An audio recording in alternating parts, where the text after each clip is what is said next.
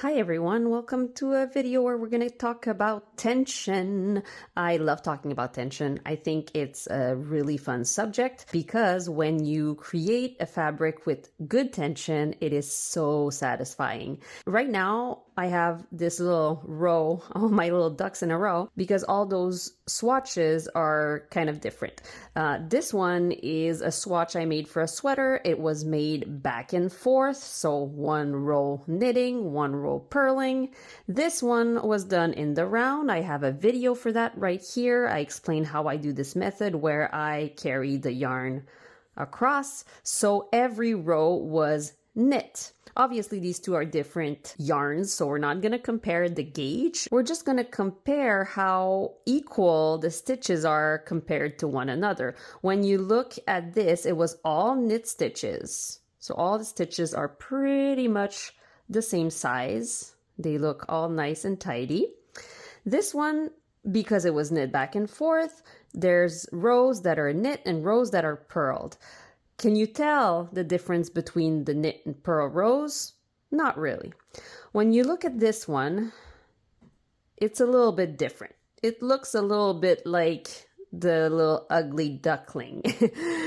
This one I purposefully made with tension problems. As you can tell, the stitches are not all equal. It looks a little lumpy. I did soak it and let it dry flat, which is the same thing I did for those two. So when you really have big tension problems, the washing and blocking will help, but it won't solve your problem. So today we're going to talk about how to get from this to this. First thing I want to show you so we can really understand better what's going on is the back of the work. So the front of the work gives you indication that things are not quite right. But if you look in the back, that's when you're going to start seeing the problem. The problem being very big stitches in different spots. Let me get closer. So here you can tell that there's rows here. Some people call them gutters. They're gutters. They look really deep compared to the rest, and you can really see it on the back of the work, not so much on the front. On the front, I can tell that these stitches are looser, but like it's not as obvious as when I do this. When I do this, I can really tell that some rows are much bigger than others, and it's generally every other row. So I take my needle here and I stretch this, I can see that this is a very big row. And then I have two purl bumps here. So the row in between here is my knit row. And then I have another row that's a little bit bigger than the other. That's my purl row. Knit row, purl row, knit row, purl row. So basically every purl row in here is a bit looser and also a bit less consistent. So my little ridges that are in my knit rows are much more stable or consistent than the ones in my purl row. We can compare it to this one here, which was knit in my regular way. And when you flip it and you pull on it, first of all, when you don't pull on it, you see that everything is quite equal. Not gonna kid myself and think that I'm knitting at perfect tension, but it's pretty good. I'm happy with that. And then when I pull it, most of my rows are equal. Everything seems pretty much the same. And to further this little examination, here's my swatch in the round. And when I pull on it, again, everything is pretty much the same.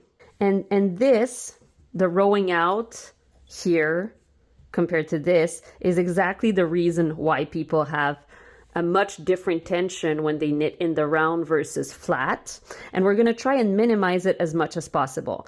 I think purls are always going to be a tiny bit bigger than knits just because of how we wrap the yarn around our needles. But there are definitely ways to minimize it as much as possible to the point where you can't really tell anymore if it was knit in the round or flat. So The first thing we're going to want to work on is our knit stitch, because if you understand how to do it properly on your knit stitch, you're also going to have much more success doing it in your purl rows. What I want to do is make sure that my stitches are close to the tip of my needle, close enough here where the needle is starting to get smaller in circumference. And I'm going to just put them all here.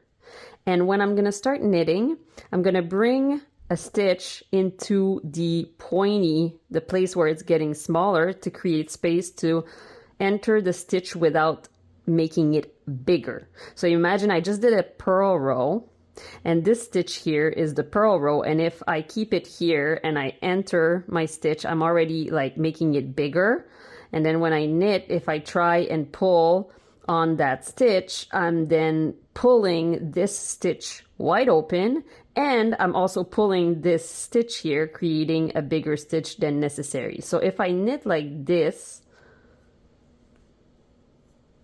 I'm creating bigger stitches, and I'm also distorting the ones underneath. So I'm going to try and keep all of this closer, bring the stitch closer to the tip, enter, create my stitch, and then stay close, the two tips close together. I know I'm doing it in continental right now, but I'm gonna do it in English style very soon. So the key points are keeping that stitch close to the tip, entering the stitch, wrapping the yarn, and then bringing the yarn through and bringing the right hand needle all the way where it's gonna measure this stitch to the size of this needle. If I just keep it here and then pull it, there's no measure. I want to measure my stitch here and then pull it. So enter, create the stitch, measure it, and then pull it. And when I pull it, I keep my needles basically always in the same angle. Right now I'm very aware of my movements, and I'm trying to show you how I am not changing the orientation of this needle, because it does not make this needle the measure for my stitches. If I knit English style, I'm going to do exactly the same. I'm going to bring all my stitches very close. I'm going to bring the first stitch into this area of my needle, and then make my stitch, go all the way here and let it fall off my needle. Here, whoop, here. I'm doing it very far onto the shaft of the needle just to kind of give you as much visual as possible. But obviously, the more you practice, the more you know that this is my measure. I don't have to go much farther than that because my needle is fully, the good circumference at this point. But this is how I create a tension that is quite constant, because my needles are doing the work of measuring and I'm just doing the work of wrapping. If you want to know if you're doing a good job at using your needle as a measuring tool, first thing is to look like this. If you cannot see space in between the stitch and the next row, you're doing good. Like even if I pull, obviously I can create space, but if I let it relax, my stitches are really wrapping this needle quite well. There's no extra space like this. Like this is extra space underneath my needle where I could put, more needles here. It means that I'm not using the needle as a measure. And the other measure is if I can move those stitches freely along the yarn. So even though they're hugging my needle, my stitches can move freely. If they get stuck, you're pulling too tight. That is for the knit row. Now, when we go back on the purl row, that's oftentimes where people have even more problems. We're going to do the exact same thing. Bring my stitches to the tip of my needle, enter my stitch here, wrap, and then we're pushing it backwards, and we're really going to try and do this cross here where the shaft of my needle has the stitch on it, and then let it fall off by staying close and perpendicular. Whoop. Not changing the angle of my needle, and I'm not yanking the stitch. Once I pass through, it's very tempting to do this. Oh, I'm through. I just have to bring it here, but there's no measuring when we do that. Again, go in, wrap, go back and measure, and then take it off. In, wrap, go out and measure, take it off, and then push the other stitches so they're coming at this tip. And then you're going to use your other hand to stop the other stitches from coming too far and guiding the next one. If I'm doing it continental, here. So load it up, enter. It's very loose. Whoop. Okay. Enter the stitch, wrap, push it here, and then take it off.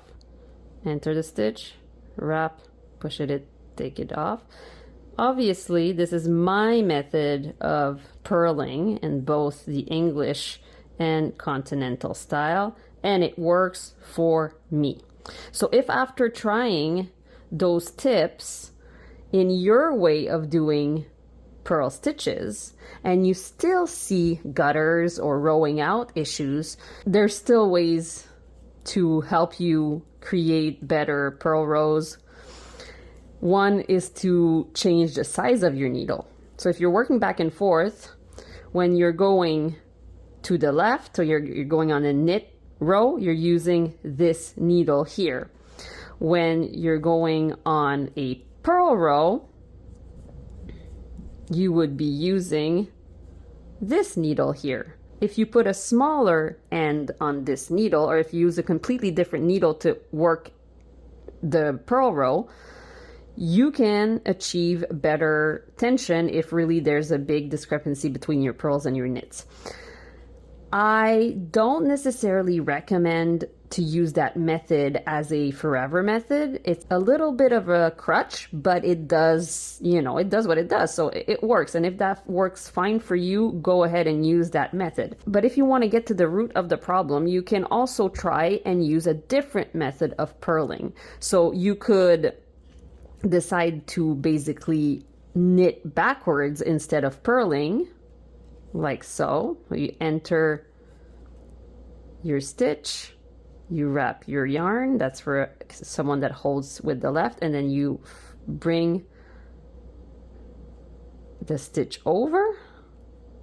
So go through, wrap, oops, and bring the stitch over, and that measures your needle really well. If you're doing it with the right hand, bear with me, I haven't done that very much.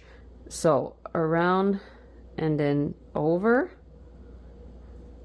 This goes around and then over. It takes a little bit of practice, obviously, like everything else, if you haven't done it before, but it could be the answer to your tension issue. Or you could learn a different way to purl. So let's say you're used to purling English style, maybe you start purling continental style. If you're used to purling continental but it doesn't work very well for you, you could even do a combination style purling where you're bringing the yarn the other way, which then creates stitches that are mounted the other way around. And when you get to your front row, your knit row, you're only going to have to knit through the back loop instead of the front loop in order to create not twisted stitches. That works really well as long as you're okay with knitting through the back loop. There are also Portuguese knitting.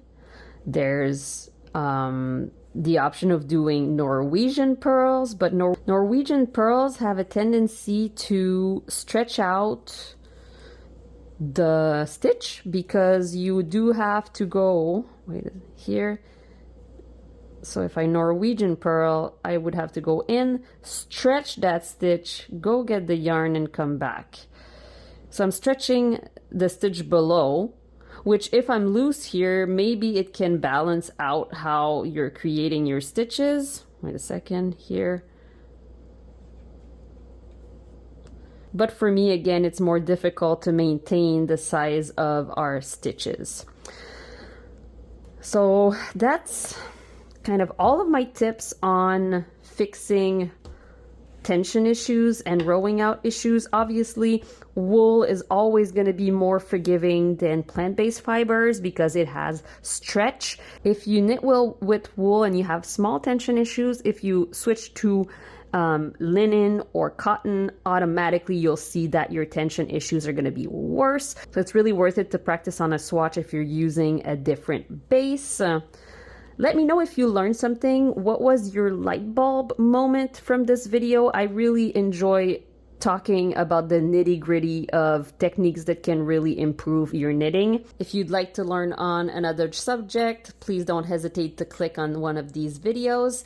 And don't forget, you can always give me suggestions in the comments. I really get inspired by all your questions. Happy knitting!